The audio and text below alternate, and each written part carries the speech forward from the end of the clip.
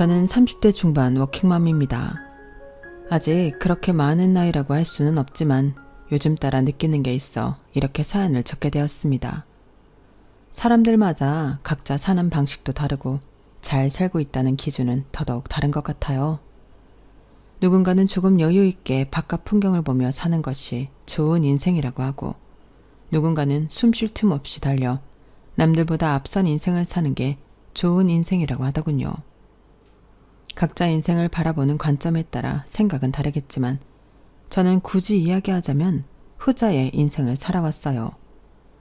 사실 선택지가 있어서 그랬다기보다는 처한 환경이 그리 여유롭지 못했기 때문에 그렇게 달릴 수밖에 없었던 것 같아요. 14살 때 엄마를 여의고 성인이 될 때까지 할머니 손에서 컸거든요. 아빠는 제가 아주 어릴 적에 돌아가셔서 얼굴도 사진으로 겨우 기억하는 상태였고요. 비록 아빠가 없어 속상하기도 억울한 것도 많은 유년 시절이었지만 지금 생각해보면 엄마와 할머니가 주는 사랑만으로도 참 풍족하게 자랐던 것 같아요. 두 분을 잃고 나서야 두 분께서 주신 사랑이 얼마나 컸었는지 깨달았거든요. 엄마가 돌아가시고 혼자서 저를 키우느라 고생하신 할머니를 위해 고등학교를 졸업하자마자 취업전선에 뛰어들기 위해서 상업고등학교에 들어갔어요. 하루라도 빨리 돈을 벌어 할머니의 짐을 덜고 효도하고 싶은 마음에 고등학교 졸업을 앞두고 바로 식품회사 공장 생산직으로 입사했어요. 포장, 조리보조 등 현장 업무 배우며 일하기 시작했고, 처음 해보는 일이 힘들긴 했지만 매달 생활비 걱정 없이 일할 수 있다는 게 참 좋아서 열심히 했죠. 아유, 내가 손주가 사주는 밥을 다 먹어보네. 생산직이다 보니 기숙사에서 지내는 날이 더 많아서 휴일마다 집에 와 할머니께 맛있는 것도 사드리고 따뜻한 옷, 예쁜 신도 사드리며 행복하게 하루하루를 보내고 있던 어느 날이었어요. 휴일에 집에 오는 날이면 늘 마중 나와 계시던 할머니가 웬일로 안 나와 계시더라고요. 집에 들어가 보니 썰렁하고 조용해서 뭔가 불안한 마음이 들었어요. 사람 촉이라는 게 있잖아요. 안방문을 열어보니 조용히 눈을 감고 누워 계신 할머니께서 숨을 쉬지 않고 계셨어요. 할머니, 저 왔어요. 오늘도 할머니 드리려고 맛있는 거 많이 사왔는데 눈 좀 떠보세요. 그날 할머니를 붙잡고 얼마나 울었는지 모르겠어요. 유일한 가족이었던 할머니의 장례식의 조문객은 공장에서 친하게 지냈던 동료 몇 명과 고등학생 때 친구 몇 명이 전부였어요. 그때 처음으로 느꼈어요. 이대로는 안 되겠다는 걸요. 공장에서는 이미 일을 잘하는 걸로 알려져 있었지만 거기서 만족하면 안 되겠다는 생각이 들더군요. 하지만 뭘 어떻게 해야 할지는 알지 못했어요. 그래도 주어진 일을 열심히 하다 보니 기회는 찾아왔어요. 본사에서 제품 아이디어 공모전이 열렸고 평소 일하면서 이런저런 아이디어를 떠올렸던 제게 동료들이 공모전에 나가볼 것을 추천해줬어요. 너 맨날 이렇게 하면 좋을 것 같다, 저렇게 하면 좋을 것 같다. 많이 이야기했었잖아. 아이디어 채택되면 상금도 주고 본사에서 인턴할 기회도 생긴다는데 한번 도전해봐. 처음에는 에이, 그래도 내가 어떻게 되겠어 싶었지만 막상 준비하다 보니 모든 걸 갈아넣게 되더라고요. 정말 후회가 없을 정도로 열심히 준비했는데 그 결과가 정말 그대로 돌아올 줄은 상상도 못했어요. 세진아, 봤어? 대상에 네 이름이 있어. 뭐라고? 상금도 상금이었지만 대상에는 본사에서 상품기획팀으로 3개월간 인턴을 해볼 수 있는 기회가 주어졌어요. 인턴 기간이 끝나면 성과 평가를 통해 계약직으로 전환할 수 있는 가능성도 있었죠. 저처럼 고등학교만 졸업한 사람에겐 더 없는 기회였어요. 그때부터 미친 듯이 달렸던 것 같아요. 인턴 3개월을 3년 쓰듯이 잠까지 줄여가며 열심히 살았어요. 고작 3개월짜리 인턴이라 중대한 업무가 주어지지는 않았지만 맡은 걸 최대한 완벽하게 해내려고 노력했죠. 그 결과 인턴 기간이 끝나기 전 계약직 사원으로 전환 권유가 왔어요. 세진 씨 생산직에서도 업무 평가가 좋던데 사실 그게 사무직에 적응하는 거랑은 별개의 일이거든요. 그런데 현장 경험을 살린 기획 아이디어로 실무 적응도도 높고 내부 성과 평가에서도 우수한 평가가 나와서 다음 달부로 계약직 전환이 가능해요. 앞으로도 실적으로 보여주세요. 기쁘긴 했지만 처음에는 힘들었어요. 대부분 저를 바라보는 시선이 현장 출신이 사무직 와서 얼마나 버티나 보자 식이었거든요. 남들보다 훨씬 어린 나이에 공모전 입상으로 시작한 사회생활이라 사내에서 은근히 무시도 받고 차별도 받았지만 개의치 않았어요. 일만 잘하면 언젠가 모두가 인정해줄 날이 오겠지 싶었거든요. 학벌 없이 시작한 사회생활이라 죽어라 이래도 저보다 늦은 나이에 들어온 대졸자들에 비해 정규직 전환도 느리고 승진도 한참 더뎠거든요.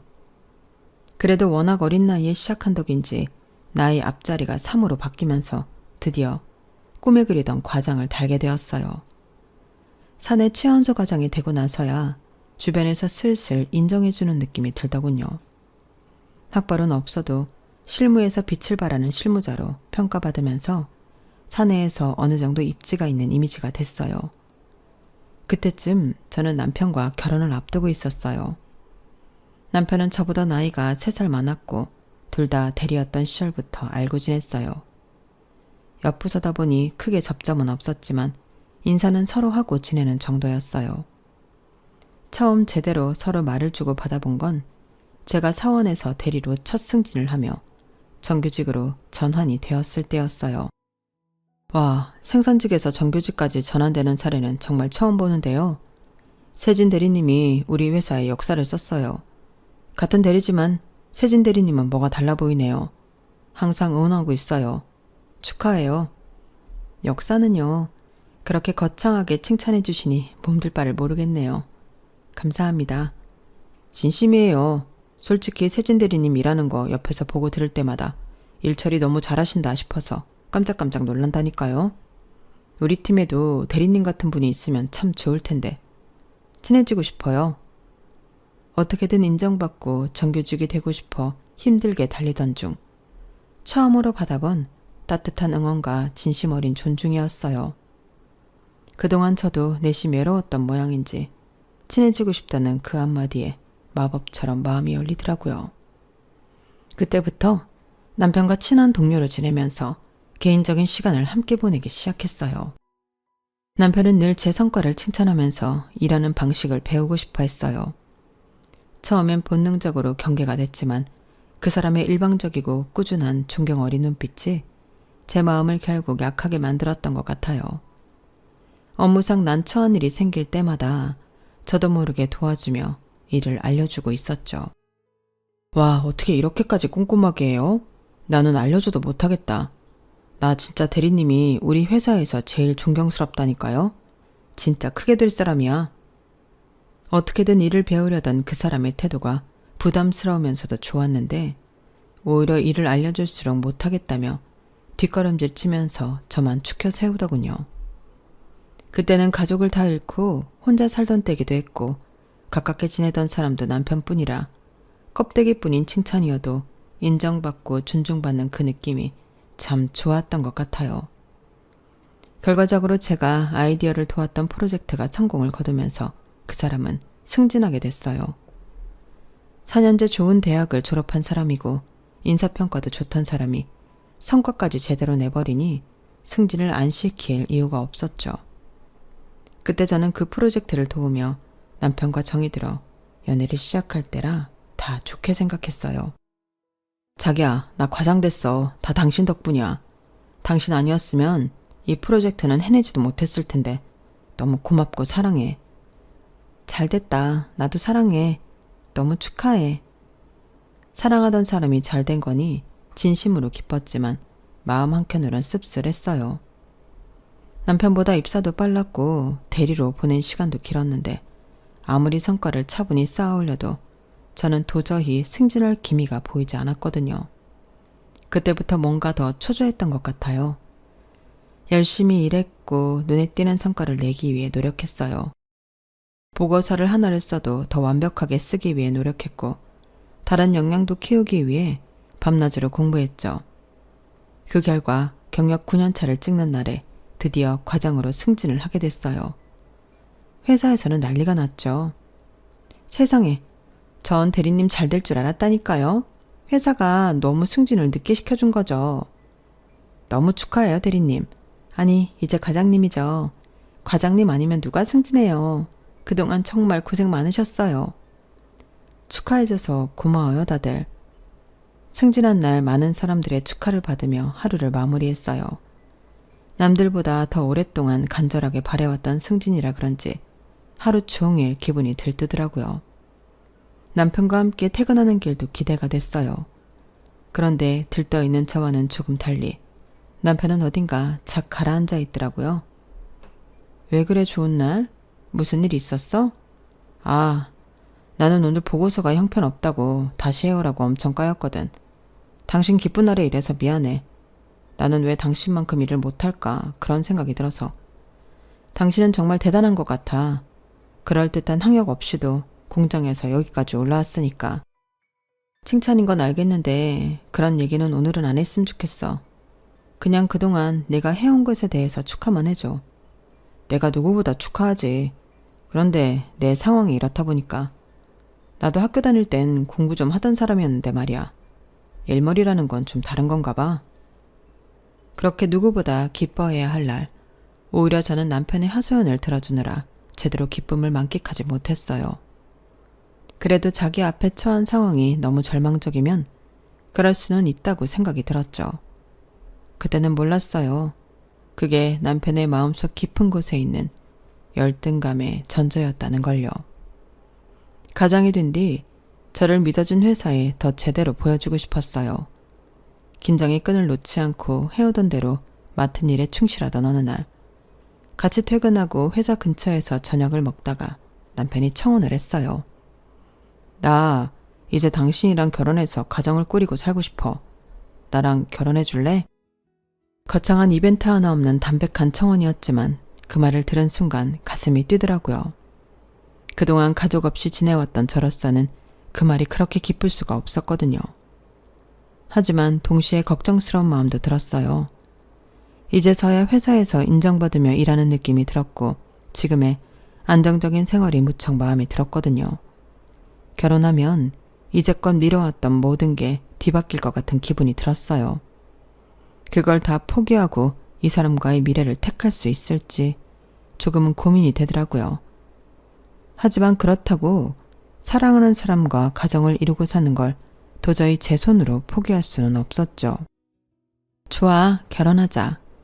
일단 저질러 보자는 마음이었어요. 그동안 악으로 깡으로 안 되던 것들도 되게 만들어 온 저였으니 육아와 일을 병행하는 게 쉬운 일은 아니라곤 하지만 어떻게든 해보자는 생각이 들었어요. 그런데 결혼을 준비하면서 제가 미처 예상하지 못한 일이 있었어요. 자기야, 그래서 말인데 사실은 나 사장님 아들이야. 뭐라고? 그걸 왜 지금 말해? 당신이 혹시나 부담스러워 할까봐. 우리 부모님은 내가 당신이랑 사귀는 거 알고 계셔. 어린 나이에 부모님이 다 돌아가시고 할머니까지 돌아가신 뒤에 천의 고아처럼 외롭게 자랐어요. 엄마와 할머니께서 남기신 유산이 조금은 있었지만 남들에 비하면 택도 없을 정도였어요. 그나마 그동안 안 쓰고 안 입고 돈을 모은 걸로 결혼 준비를 하려던 참이었어요. 그런데 여태껏 평범한 집안인 줄로만 알았던 남편의 집안이 사실은 이 회사의 사장님 댁이었다니 정말 거짓말 같고 정신이 아찔하더군요. 만약 드라마였다면 정말 흥미로운 전개였지만 현실은 전혀 그렇지 않았어요. 아시는데 반대 안 하셨어? 이렇게 차이 나는 집에서 저를 만난다는 걸 선뜻 내켜 하실 리가 없다는 생각이 들었어요. 그런데 남편은 걱정 말라는 듯 고개를 젓더군요. 그랬으면 내가 결혼하자는 이야기도 안 하지.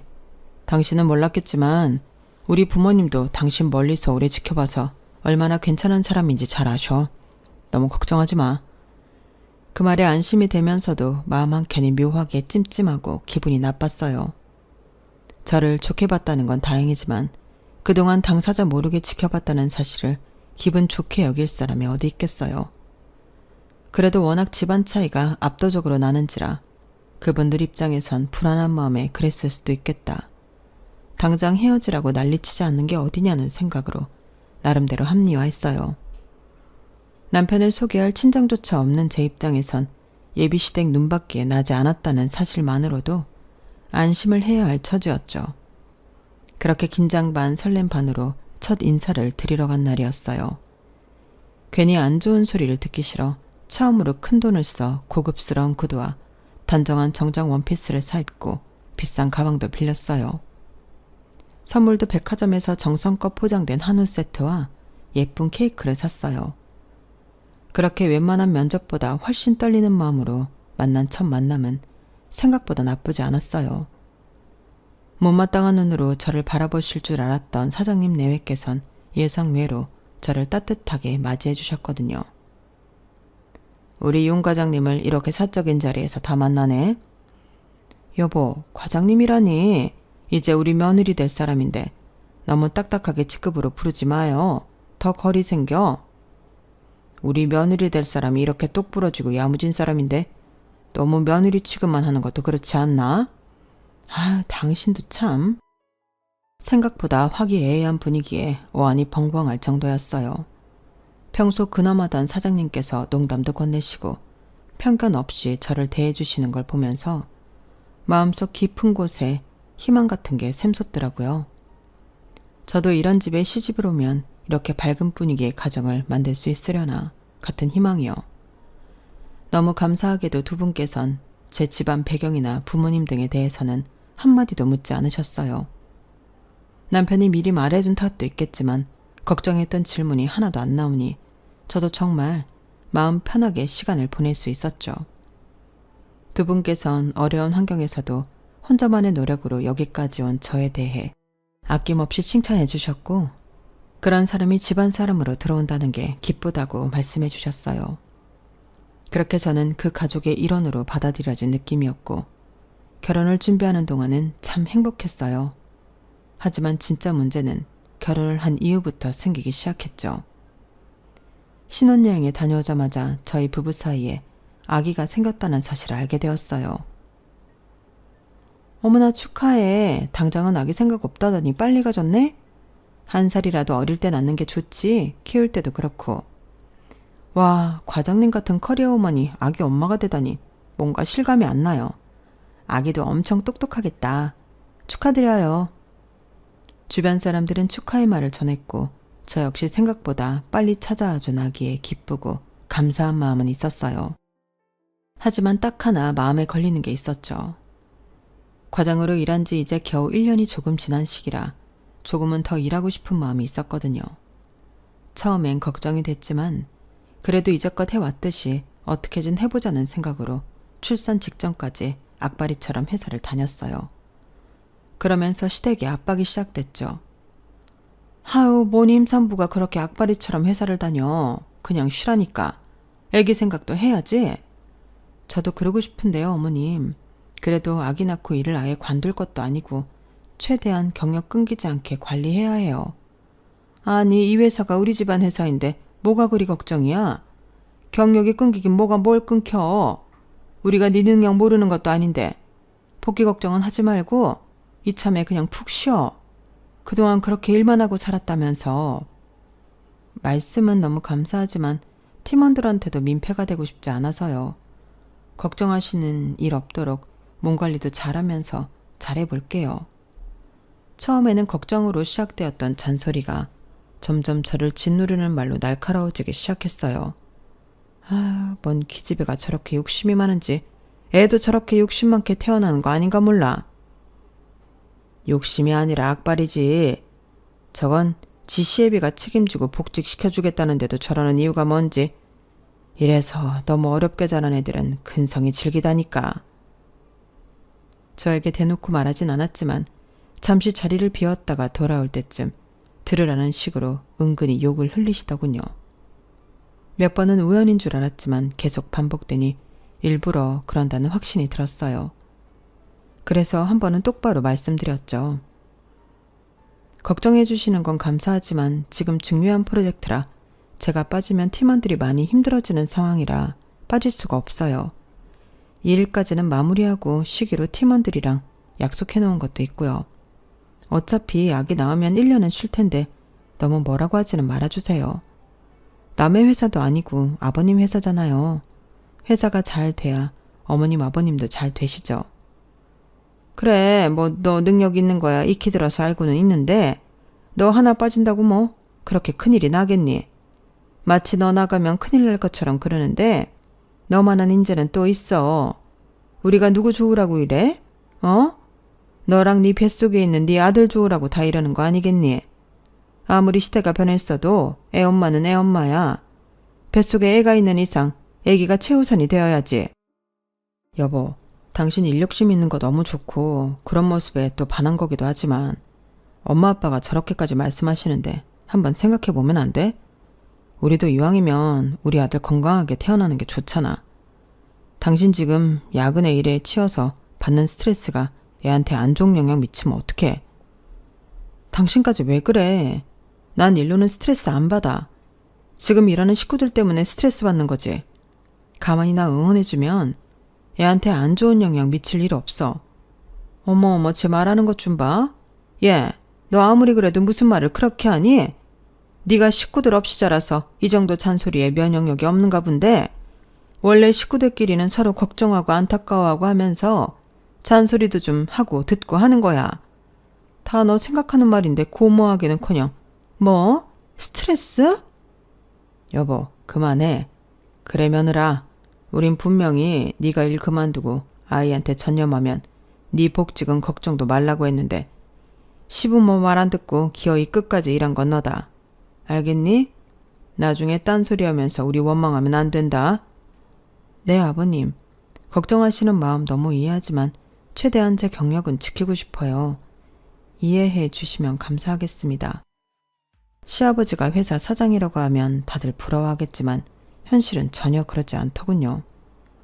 안 그래도 불편한 시댁이 더 가시방석이 되는 기분이었어요. 제 회사 생활이 시댁에도 어느 정도 걸려있다고 생각하면 사회생활을 시댁에서까지 해야 하더라고요. 분해도 저에겐 너무나 힘들게 쌓아올린 직책이었기 때문에 맡은 바 최선을 다하고 싶다는 생각뿐이었어요. 그렇게 저는 퇴근하는 길에 갑자기 시작된 복통으로 예정일보다 2주 빠른 시기에 아이를 조산하게 됐어요. 아이를 낳을 때는 고통에 정신이 너무 없어서 아무 말도 안 들리고 아무 생각도 안 들었는데 조금 정신이 들고 예쁜 아들을 품에 안아보니 그제서야 실감이 나더라고요. 드디어 제가 아이 엄마가 되었다는 사실이요. 그 조그만 손이 제 손가락을 감아오는데 얼마나 벅차든지. 한 번도 살면서 성취감 외에 다른 벅찬 기쁨을 느껴보지 못했던 저에게는 난생 처음 느껴보는 감정이었어요. 조리원에서 아이를 낳고 나서 찾아오는 생각보다 많은 몸의 변화들을 견디고 적응하면서도 아이를 만나는 시간만큼은 정말 행복했죠. 하지만 제 기쁨이 그렇게 짧게 끝나버릴 줄은 몰랐어요. 아이를 데리고 조리원 퇴소를 하면서 새로운 가정에 대한 꿈에 부풀어 있는데 떡하니 집에 와 계신 시부모님 때문에 심장이 차가워지는 기분이었거든요. 왔니? 당분간 같이 지내려고 왔다. 네? 같이 지내신다고요? 그럼 그 조그만 애를 혼자 볼 생각했니? 친정도 없으면서 혼자서 뭐 어떻게 하려고? 아이 아빠가 육아휴직 쓰고 2달은 같이 봐준다고 했어요. 괜찮아요. 아 여보, 그게 말인데 아빠가 육아휴직은 쓰지 말라고 하셔서. 뭐? 사내 자식의 육아휴직은 무슨 육아휴직이야? 안 그래도 이 녀석 내 아들인 거 아는 인간들은 회사에서 쓰군쓰군 대는데 육아휴직까지 쓰게 하면 네 남편 낙하산이라는 소문에 불 지필 일 있어? 쭉쭉 승진해서 사장 자리까지 자연스럽게 가려면 애 키울 시간이 어딨어? 육아는 내가 도울 테니 당분간은 남편 찾지 마라. 어이없고 황당한 소식에 말문이 막히더라고요. 그렇게 얼떨떨하게 시어머니와 당분간 같이 지내게 됐어요. 본격적으로 육아를 시작해보니 생각보다 혼자서 할 수 있는 일이 많지 않더라고요. 잠시도 아이를 떨어뜨려 놓을 수 없는 상황에서 틈틈이 다른 일도 해야 하니 여간 곤란한 게 아니었어요. 육아를 돕겠다던 어머님이 해주시는 거라곤 고작 잠깐 화장실 다녀올 때 아이 봐주기, 아이 재울 때 배달음식 시켜주기 정도가 전부였지만 그거라도 도와주는 사람이 없으면 너무 힘들어질 것 같았어요. 하지만 도와주시면서도 잔소리가 너무 심해 차라리 없었으면 싶을 때도 있었죠. 아우, 이건 또 내가 치워야겠어. 애 좀 내려놓는다고 안 죽는다, 안 죽어. 애 핑계로 시애미 가정부 시킬 생각 말고 좀 일어나서 치워라. 어? 어머니 잠시만요. 애가 너무 칭얼거려서 진정시키고 치울 테니까 그냥 두세요. 됐다. 그럼 어느 세월에다 치우니? 내가 없었으면 어쩔 뻔했어. 내가 치워준다, 치워줘. 얘, 화장실에 왜 이렇게 오래 있어? 늙은 시애미 손목 부러뜨리려고 그러냐? 팔 아파 죽겠다. 네, 어머님, 속이 안 좋아서 곧 나갈게요. 너 빨래를 왜 이렇게 쌓아놔? 애 것만 빨고 남편은 전혀 챙기지를 않네. 이래도 돼? 애기 재우고 할게요, 어머님. 너무 큰 소리 내시면 애기 재우기 힘들어요. 뭐? 지금 나보고 조용히 하라는 거야? 너 우리 아들 밥도 맨날 배달 음식 시키고 그러는 거 아니야. 오늘부터 너 밥하는 동안 내가 애 재울 테니까 장도 보고 저녁밥은 직접 지어라. 육아 도와준답시고 오셔서는 시집살이를 시켜버리니 정말 미치겠더라고요. 어머님은 그런 식으로 100일 동안 옆에서 내내 시댁살이를 시키셨어요. 아이가 통잠을 자게 될 때쯤, 아이가 통잠을 잔다는 사실보다 이제 어머님을 떼어낼 핑계가 생겼다는 사실에 더 기뻤을 정도였으니까요. 어머님, 이제 아이가 통잠을 자서 어머님 도움은 괜찮을 것 같아요. 그동안 정말 감사했어요. 그렇게 겨우 어머님을 떼내고 아이를 혼자 키우면서 힘든 일도 많았지만 곁에 어머님이 없다는 것만으로도 숨 쉴 구멍이 생긴 기분이더라고요. 아이 둘이 지나고 슬슬 육아휴직을 끝내고 복직을 해야겠다는 생각이 들어 남편에게 이야기했어요. 여보, 이제부터 시터 좀 알아봐야 할 것 같아.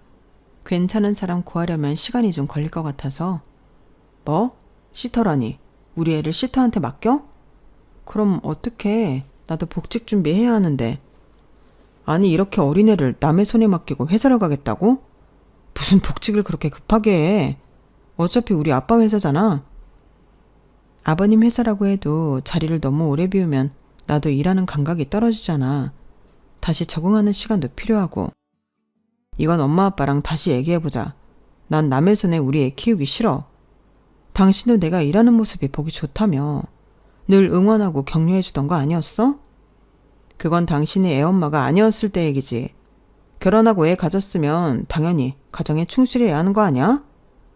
그때 머리를 얻어맞은 것 같은 충격이 들었어요. 남편은 곧바로 쪼르르 달려가 시부모에게 제 이야기를 전했더군요. 분노한 시부모님이 그날 저녁 바로 집으로 찾아오셨어요. 너 대체 무슨 소리냐? 복직은 무슨 복직? 애 돌진한 지 얼마나 됐다고? 너 일 안 하면 누가 쫓아오기라도 한다니? 시아버지가 편히 봐주겠다는데 왜 이래? 육아휴직을 적어도 2년을 써야지. 누가 1년 만에 복직을 해? 그러다 잘리는 여직원들을 워낙 여러 봐서요. 편히 봐주시는 건 감사하지만 괜히 제가 불안해서 그래요. 웃기는 소리 하지 마라. 이 악바리 같은 게 어딜 귀한 남의 집 손주 놔두고 일타령이야? 그렇게 좋아하는 일 다시는 못하게 해주랴? 그래요, 여보. 차라리 그게 낫겠네. 너 그나마 받고 있던 육아휴직 급여라도 마저 받고 싶으면 까불지 말어. 회사에서 다들 인정해주고 지켜 세워주니 진짜 자기가 뭐라도 된 줄 아나 본데 이런 애들은 집안일 하면서 기가 좀 꺾여 봐야 돼. 너 아주 애까지 낳고도 정신머리가 딴 데가 있는 거 보니까 아예 딴 생각 못하게 해줘야겠구나. 여보, 우리 집안 며느리가 장소는 안 키우고 일한답시고 밖으로 놔두는 꼴 볼 수 있겠어요? 다른 건 몰라도 내가 그 꼴은 못 보지. 원래 하던 일 하겠다고 하는 건데 왜 제가 이런 소리까지 들어야 하는 건지 정말 분하고 억울했지만 설마 싶은 마음도 있었어요. 회사에 득이 됐으면 득이 됐지 실이 되는 직원도 아니라고 생각했거든요.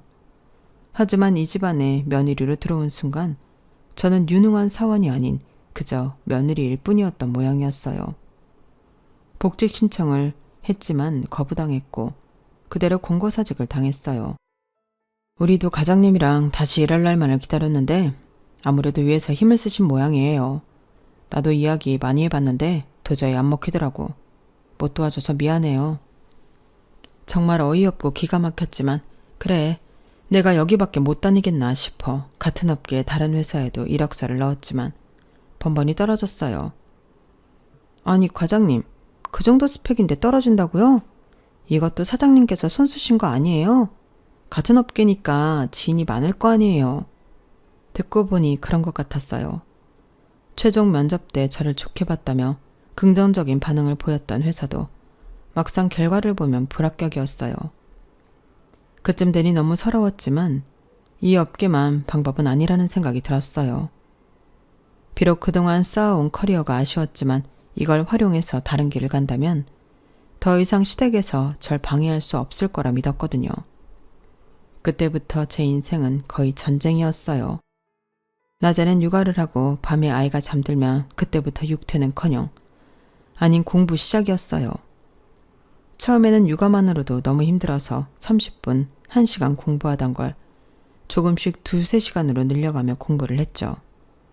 그렇게 1년을 조금 넘게 시간을 쪼개가며 새 출발에 필요한 자격증을 따고 국비지원 과정도 수료하면서 이직 준비를 마쳤어요. 그렇게 이직 준비를 마친 뒤 본격적으로 이력서를 넣고 나서 몇 달간은 마음고생이 심했어요. 제 나름대로 아무리 준비를 마쳤다지만 경력 공백도 있고 관련 경력이 아니니 된다는 보장이 없었죠. 그래도 뽑아준다면 잘 해낼 자신은 있었어요.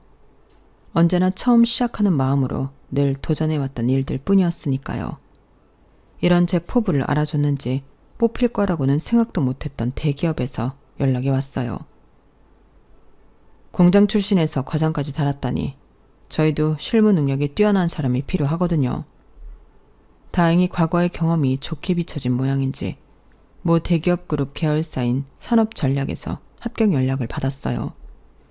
제가 준비하던 일이 감사일이라 협력사 감사 및 리스크 평가 부서로 배정을 받았죠.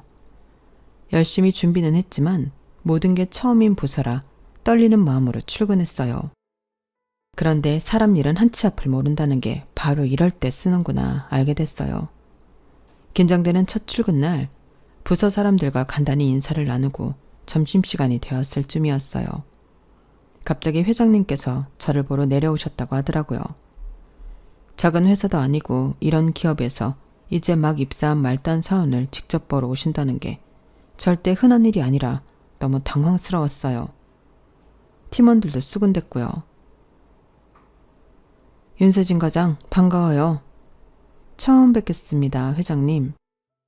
회장님은 제게 업무에 필요한 간단한 질문을 몇 개 던지시더니 뭔가 더 할 말씀이 있으신 듯 머뭇거리셨어요.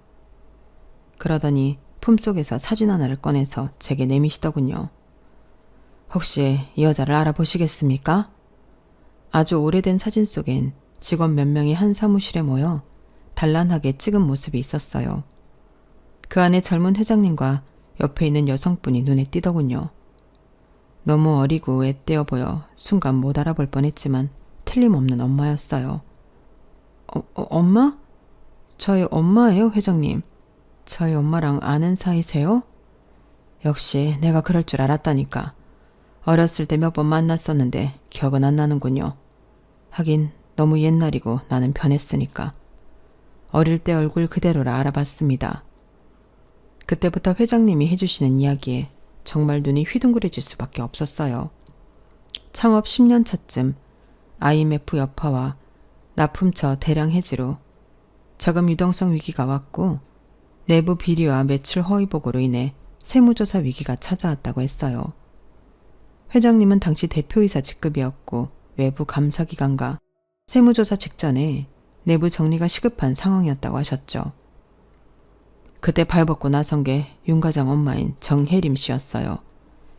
전산 매출 조작건을 내부에서 먼저 적발했는데 직원들이 다들 숨기려고 할 때 상부의 허위 기재를 밝히고 스스로 경고장을 받았죠. 그때 혜림 씨가 아니었다면 회사가 그 큰 위기를 넘기지 못했을 겁니다. 세무조사에서 벌금은 최소화되었고 거래도 유지되었거든요. 그 후부터 믿을 건 그 사람뿐이라는 생각에 비서실 소속으로 승진시켜 오래 데리고 있었는데 아이를 가지면서 결국은 퇴사를 하게 됐죠. 소식이 궁금해서 연락하면 회사에 가끔 딸을 데리고 오기도 했는데 언젠가부터 연락이 아예 끊겨버렸죠. 아이가 좀 크면 다시 곁에 두고 같이 일을 하고 싶었는데 말이죠. 회장님은 엄마 소식을 궁금해하셨고 제가 살아온 이야기를 듣고는 낙심하셨어요. 혜림 씨가 그만둔 후로 능력 있는 여사원들이 아이 때문에 일을 못하는 게 싫어. 적어도 우리 회사만큼은 경력 단절 여성들도 적극적으로 채용하는 추세였는데 그렇게 뽑은 게 혜림 씨의 딸이었다니 이거 참 신기한 인연이네요. 혜림 씨에게 받은 것들을 이제라도 갚고 싶군요. 회장님께서는 회사 생활을 하면서 제게 원하는 게 있으면 언제든 말하라고 하셨어요. 저는 다른 도움은 필요 없었지만 문득 일을 하던 중 감사 대상 리스트에 올라와 있던 시댁 회사의 이름을 보게 되었어요. 그걸 이야기하니 회장님께서는 팀장님께 직접 지시를 내려주셨죠. 이 건은 윤 과장이 맡아주게. 감사는 철저하게 진행했어요. 현장 실사, 계약서 분석, 거래서 명세 추적까지 꼼꼼하게 감사한 결과 그 회사는 이미 여러모로 부실한 점이 있더군요. 유통기한 스티커를 재활용하거나 품질관리 일지를 허위로 조작하고 원재료 출고량을 허위 보고하는 등 대충 얼버무릴 수준이 아니었죠. 그중 일부는 제가 과거 그 회사에서 기획 일을 맡아 진행할 때도 느낌적으로 뭔가 이상하다고 여기던 것도 있었어요. 그땐 시댁 식구들 회사고 설마 하는 느낌에 모른 척 넘어갔던 것들이 다 꼬리에 꼬리를 물고 밟히더군요. 감사 보고서는 비서실을 통해 회장님께 직접 전달되었고 불과 3일 뒤 공식 발표가 났습니다. 땡땡 F&B와의 납품 계약을 전면 해지하겠습니다. 회사의 계약 해지 발표 후 금융권은 바로 대출 조건을 철회했고 식약처 민원조사와 세무조사도 동시에 들어갔습니다. 공장은 잠시 가동을 멈추고 직원의 30%가 권고사직 대상이 되었죠. 그 중심에 제가 있다는 사실을 시댁에서 알아채는 데까지 오래 걸리진 않았습니다. 네 짓이야? 어떻게 같은 식구끼리 이런 짓을 해? 한때 네가 몸담고 있던 회사야? 불쌍한 애를 머리 좋다는 이유로 걷어줬더니 이런 식으로 뒤통수를 쳐? 아니요. 걷어주기는커녕 고분고분하지 못하다는 이유로 짓밟으려고 하셨잖아요. 그동안 열심히 쌓아놓은 커리어 다 버리고 불안한 마음으로 부딪혀서 일어선 건 저 스스로의 힘이었어요. 그 열정과 능력을 실컷 이용만 하다가 버린 건 아버님 어머님이죠. 전 더 이상 그 회사가 제 식구 회사라고 생각하지 않아요. 제 편 한번 들어주지 않는 남보다 못한 식구랑 남은 인생을 함께할 생각은 없거든요. 여보, 그게 무슨 소리야? 지금 나랑 갈라서기라도 하겠다는 거야? 그래야지. 날 이용한 건 당신도 마찬가지야. 필요할 땐 내 능력 이용해서 승진하고 일하는 노하우도 다 배워갔으면서 애 낳으니까 집에서 애나 보라고? 내가 볼 땐 둘 중에 집에서 일해야 하는 건 당신 쪽인 것 같은데? 뭐라고? 지금 말 다 했어? 그러니까 더 쪽팔리고 싶지 않으면 이만 나 놔주는 게 좋을 거야. 당신이 그렇게 잘났으면 당신 힘으로 회사 위기 극복해봐. 나는 당신 식구들이 그렇게 걱정하는 우리 아이 데려가서 내 힘으로 잘 키울 테니까. 그 길로 남편과는 이혼을 했어요. 남편 회사는 결국 위기를 극복하지 못하고 무너지더군요. 그 이후로는 어떻게 지내고 있는지 모르겠지만 아이를 보러 올 여유도 없는지 연락은 아예 끊어졌어요. 차라리 속이 시원할 지경이었죠. 회장님께서는 이 공을 높게 사 제가 근무하는 환경을 보다 자유롭게 만들어주어 아이 키우며 일하는 데 수월하게끔 도와주셨어요. 이미 입소가 끝난 사내 어린이집에 제 아이가 중도 입소할 수 있게 힘써주셨고 근무 시간도 유동적으로 쓸 수 있게 해주셨죠. 덕분에 육아와 일, 두 가지를 다 놓치지 않고 해낼 수 있게 되었어요. 그런 배려에도 절대 쉬운 일은 아니었지만 예전처럼 시댁에 무시당하고 앞길이 막혀 다시는 혼자 힘으로 아무것도 하지 못할 것 같다는 절망에 빠져 있을 때보다는 훨씬 낫더라고요. 누군가의 아내로 누군가의 며느리로 사는 것도 충분히 좋은 경험이었다고 생각하지만 이제는 알아요. 사람이 무엇보다 행복하려면 다른 누군가의 어떤 존재로 사는 것보다는 나 자신으로 먼저 살 수 있어야 한다는 걸요. 지금은 저 자신 그리고 사랑하는 제 아이의 엄마로서 살아갈 수 있어 행복하답니다. 그동안 살면서 악바리로 버텨왔던 순간들이 조금도 후회되지 않을 만큼 그 순간들이 모여 지금의 저를 있게 만들어준 것 같네요.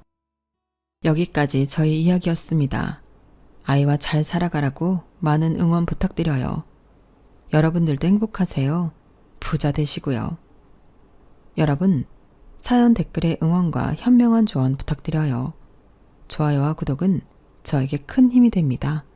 오늘도 좋은 일 가득하세요.